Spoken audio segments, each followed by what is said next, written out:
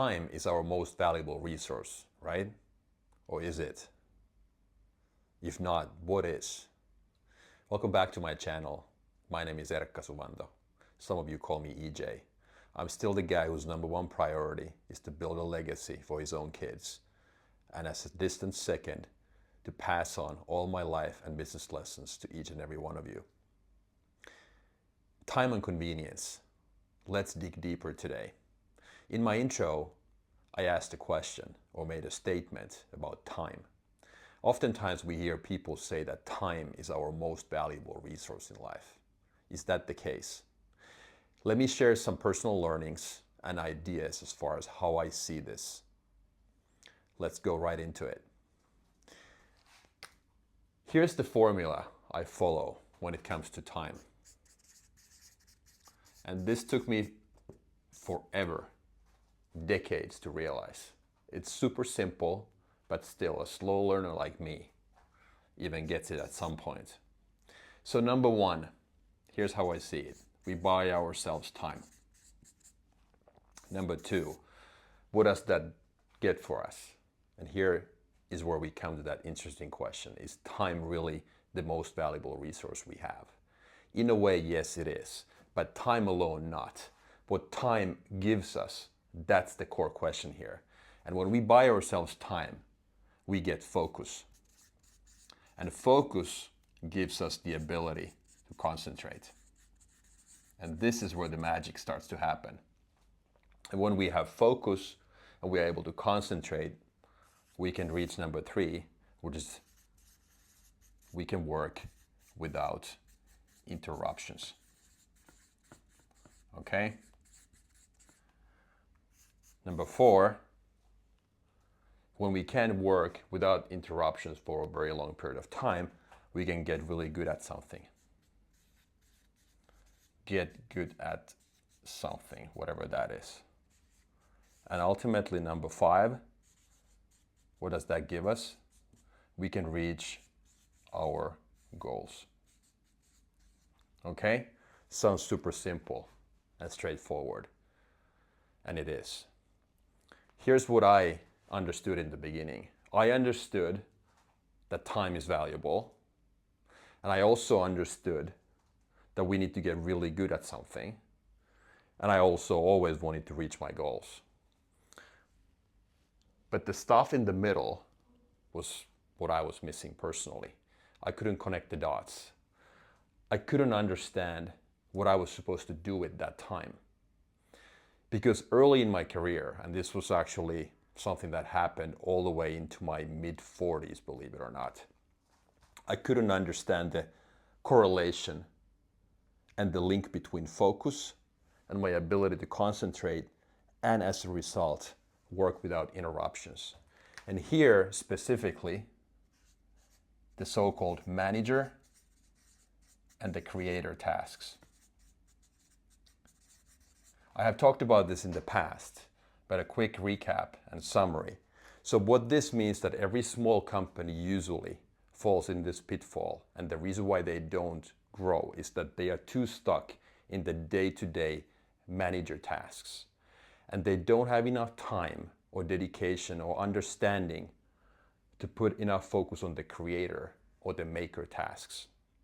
And what those tasks are typically the ones that don't seem that super important on a daily basis. There are no fires that you put out, but those are the tasks that you have to do to keep the ball moving forward. And those are the tasks that allow you to make those gigantic leaps in terms of innovation and driving the company forward and ultimately getting the growth that you want. This is where I went wrong. I understood the top and the bottom, but not the middle. And successful people, you can call them rich, wealthy, whatever, the ones who have free time, whatever their goals are. But successful people have understood this. They are the ones who are willing to spend a lot of money, pay ridiculous amounts of money on time and convenience, because they can connect the dots. They buy themselves time, which gives them focus, which gives them the ability to concentrate and get really, really good at something. Yes, some of these people also like luxury services too. Business class or first class flying is a good example. One who sits back in the bus, so to say, in economy or in coach, might think that, okay, these people just want to spoil themselves. Yes, they spoil themselves, but they understand what that time and ability to relax and sleep in business class gives them at the end of the day. When landed, they can start working. They are fresh, their mind is clear, and they can start producing. This is the reason why wealthy people, successful people, are willing to pay ridiculous amounts of money for time. Because to them, there's nothing more important than that. Convenience and frictionless economy and day-to-day life.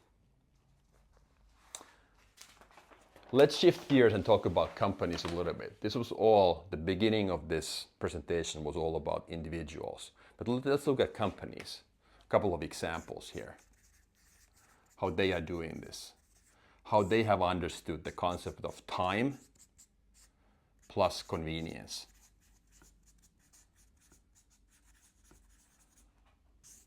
Three examples. We have Uber, we have Netflix, and we have Amazon. These are just three of the household names that I'm sure everybody is familiar with. We could pick others too, but I just wanted to highlight these that are well known to everybody. So Uber, for instance, they are in the transportation business. They're in the business of giving people time and convenience. If you think about it, before Uber, transportation or getting a taxi was about not knowing what it's going to cost, not knowing when the car is going to arrive, not knowing how long it's going to take, and who's going to pick you up. Uber, with the help of technology, was able to solve all of those. So people know who's going to come, when, and how much it's going to cost. Time and convenience. Same thing with Netflix. The way they started was that people back in the day went to Blockbusters or any other physical DVD or movie, quote unquote, stores. When Netflix launched their service, they were able to provide the movies to consumers directly, delivered to their front door. And in some cases, unlimited number. But in the beginning, they had a max quota or max number of movies that you were able to rent on any given time. But still, time and convenience. You don't have to leave your home, your couch. You can order, you can swap the movies, and they are delivered right to you. Time and convenience. Amazon nowadays, people know about their same-day delivery. Fast, convenient. Again, buying yourself time. You don't have to leave your house. You can order something. With one click of a button, you get the goods delivered to you the same day, or at the very latest, the following day. Time and convenience. One of the easiest business models in the world is to do what everybody else does, but do it in half the time. If you think about it, it doesn't have to be more complicated than that. Do what everybody else does, but do it in half the time. That's a huge value proposition because people already understand the value of time. And my argument, my belief is that society today understands the value of time and convenience even more. We see it in free time services, people willing to pay large amounts of money to be able to travel to a place where they get clutter-free life, uninterrupted life, free nature, clean drinking water, ability to breathe, a place to relax. It's all about convenience. It's all about time. You reset your brain, you come back. Again, coming back to the formula on the first page, you can focus and be more productive. And I think the value of free time, the value of convenience and time keeps rising in the economy in today's world where the everyday life is busier than ever. So there's a huge business opportunity to many of us there, providing these services to people who are willing to pay. So to summarize the presentation today and putting a personal touch to it too, if I first talk about myself, so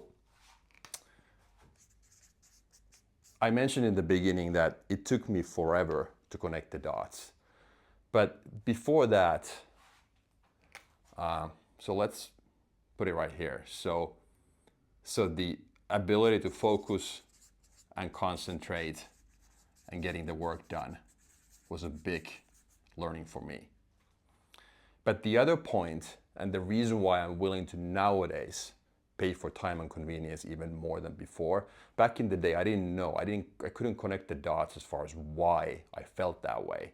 Now I understand, and I have this big relief that finally at the age of 47, well, this happened maybe 2 years ago, but still, at the age of 45 or 47, I fully now came to a conclusion where I can connect the dots. I've always been the type of person who needs to understand why some things happen. Sometimes too much maybe, but I'm trying to get over that. But now connecting the dots here has been a huge relief. But the other thing, the other big learning for me was that I have understood that life is always full of pain and adversity. And oftentimes this happens without notice, just all of a sudden. Small things, big things happen in our life. Knowing that this will always be there, I can do two things. Number one, I can accept it and live with it, or I can keep complaining. I've decided to choose number one, accept the fact that pain and adversity is always present in our lives. But since that's the case, that even further underlines the point that keep paying for time and convenience, because you never know when life is about to get complicated again, when you hit that brick wall. So everything else, the things that you can influence, the things that you can impact with your own behavior, the way you spend money, make those as convenient and easy as possible. So kind of the same thing, being willing to pay for time and convenience. And then as a summary, in the end, if we think about the first slide, so there were 5 points. So number one, we buy ourselves time. What that gives us is focus and ability to concentrate. And then with that, we can work in an uninterrupted way. When we do that, we can get really good at something. It takes time, but ultimately we can reach our goals. This is my 5-step, quote unquote, formula for personal success, whether it's money, more work, free time, or whatever the end goal is. Understanding how time plays a huge role from start to finish is very crucial. Thank you for watching. Hope you enjoyed the video today. If you did, please hit the subscribe and like buttons. I would highly appreciate it. Also, please leave comments if you have any. I would be happy to receive those from you. Again, thanks, and until next time.